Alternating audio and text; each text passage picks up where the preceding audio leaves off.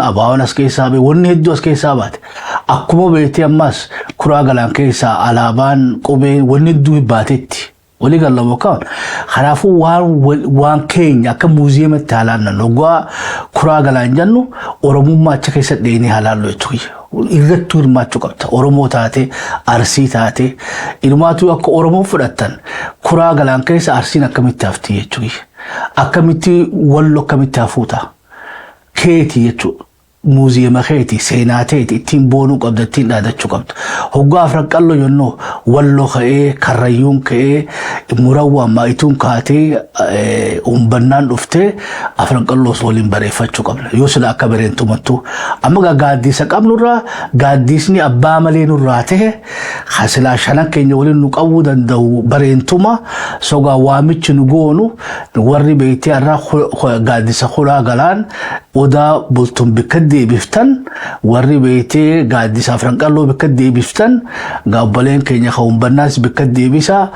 ammoo hatattamatti akka bareentuma bikka takka dacha'uu qabna yoo akkas hin taane sodaan keenya guddaan maali kana keessa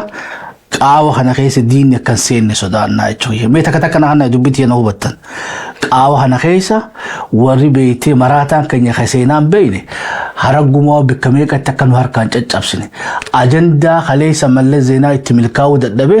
ara gara piiphiidhaatti milkaa'uun qabu warra tanan mirqaanu hedduu jira jechuudha hooma nuti wal baruu fi if baruu fi wal dhufuu teenya tana keessa ammaas warra adda nu qooduudhaaf tattaafatanillee nu harkaas beeytee ituu keessa dhokatanii amma kuraa galaan keessa dhokatanii warra afran qalloo xiqqeessuu fadhuu jira jechuudha warra afran qalloo keessatti dhokatee kuraa galaan amma murawwa xiqqeessuu barbaadu jira warra harargee keessa taa'ee arsii xiqqeessuu barbaadu jira warra arsii keessa taa'ee harargee xiqqeessuu barbaadu jira jechuudha wanni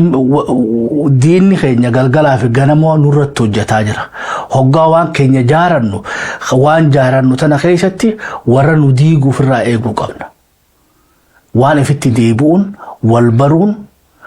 beeytee tuni waan ittiin boonnuun saniin jebara dubbisa irraa fite kuraa galaan akka muuziyeema keenya ilaalladha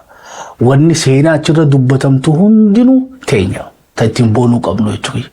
hoggaa akka afran qallottis qooda manguddoo teenya ta'abaabuu teenya kaleessa irraa haasofne sanis muuziyeema keenya Oromoo miliyoona 70 ittiin boonuu qaba.